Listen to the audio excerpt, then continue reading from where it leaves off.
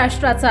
नमस्कार, मी सुद्धा संध्या लाईव्ह मध्ये आपल्या सगळ्यांचं स्वागत। उन्हाळ्याच्या तीव्र तापमानात सतत होणारा खंडित वीज पुरवठा आणि कमी दाबाने होणारा पुरवठा यामुळे बागायती पिकांचं मोठं नुकसान होत असल्याने जुन्नर तालुक्यातील एडगाव 14 नंबर कांदळी परिसरातील शेतकऱ्यांनी माजी आमदार अतुल बेनके यांच्या नेतृत्वाखाली काल नारायणगाव येथील महाराष्ट्र राज्य वीज वितरण कंपनीच्या कार्यालयासमोर आंदोलन केलं। यावेळी वीज पुरवठा योग्य दाबाने सुरळीत करावा अशी मागणी माजी आमदार अतुल बेनके यांनी शेतकऱ्यांच्या वतीने उपअभियंता अनिल मृदंगगौडा यांच्याकडे केली। यावेळी एडगावचे माजी सरपंच बाबाजी नेहरकर, देवीदास भोर, माजी उपसरपंच हर्षल गावडे, सुखाजी नेहरकर, डीबी नेहरकर यांच्यासह मोठ्या संख्येने शेतकरी उपस्थित होते।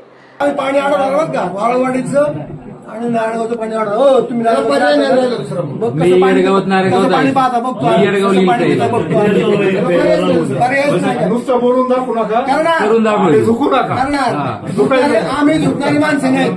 तुमचं तालुक्याचे सन्माननीय आमदार शरददादा सोनवणेला फोन लावला, त्यांनी तिसऱ्या चौथ्या रिंगला उचलला, परंतु ते मीटिंग मध्ये कुठेतरी होते। मी म्हटलं ठीक आहे, तुम्ही मीटिंग मध्ये नंतर फोन करतो, ते मला म्हणले नंतर करा। नंतर मी फोन केला, रिंग वाजली त्यांनी उचलला नाही।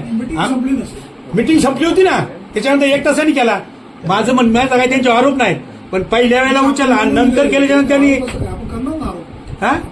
मग त्यांना नंतर फोन केला, त्यांनी उचलला नाही, तर आमचा काय दोष आहे? तर ठीक आहे, तुम्ही तुमच्या याच्यात यूज पर्यंत तुम्हाला काही दिवस जाणार आहे, ते काही लगेच होणार नाही, पण तोपर्यंत 8-10 दिवस तरी आम्हाला हे करा। पूर्वीच असं म्हणजे थोडंसं हे होतं, त्याच्यामध्ये तुमचं चाललं होतं। साहेबांना अपडेट देतो। पण तुम्ही आता आम्ही एवढे सगळे जण आले साहेब, तुम्ही आता आम्हाला शब्द दिला पाहिजे किंवा साहेबांबरोबर ऐका, गेली 15-3 वर्ष झाले आम्ही सगळे त्रास माझ्या शब्द द्यायचं राहिला असतं तर मी आम्ही महिन्यापासून त्रास होतो, 15 दिवस झाले तुम्हाला।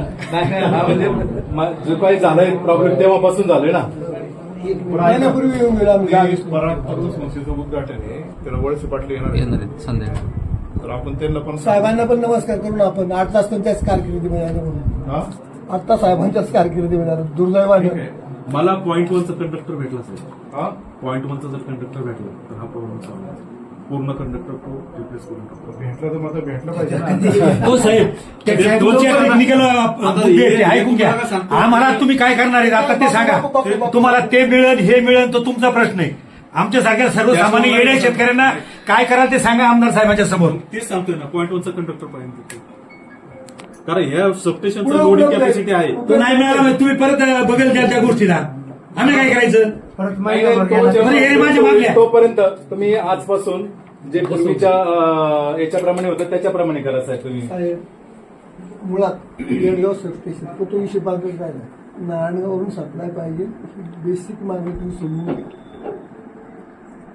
आळा फाट्यावरून आपली जी लाईट येते ती खूप खूप खूप झालेली ना, त्याला उंगज आहे, पिंपळवंडी आहे, कांदळी आहे, लाईन जुनी राहिली आहे, 16 किलोमीटर लाईन येते, इथून 5 किलोमीटरवर आपण येडगाव आहे, त्यामुळे लॉसेस कमी येतील, ब्रेकडाऊन कमी येईल, रिपेअर आणि स्थानिक वायरमन अमुक म्हणजे स्थानिक ओव्हरलोड आहे। आता हे जे म्हणतात एक मिनिट ओव्हरलोड असू द्या, पहिलं येडगावचं सबस्टेशन मंजूर आहे, येडगावचं 4 झाले, नंतर बाकी 4 झाले, त्यामुळं आमचं पहिलं बघायचं, बाकी नंतर बघायचं। पूर्वी नारायणगाववरून आम्हाला लाईट होती ना, कधी अडचण येत नव्हती। मोठी भूमिका आहे माझी, आम्ही त्या भूमिकेवर थांब। संध्या लाईव्हसाठी प्रतिनिधी मंगेश पाटे, नारायणगाव। ताज्या आणि महत्त्वपूर्ण बातम्या पाहण्यासाठी आजच आमच्या संध्या लाईव्ह न्यूज चॅनलला YouTubeवर सबस्क्राईब करा आणि बेल आयकॉन प्रेस करा।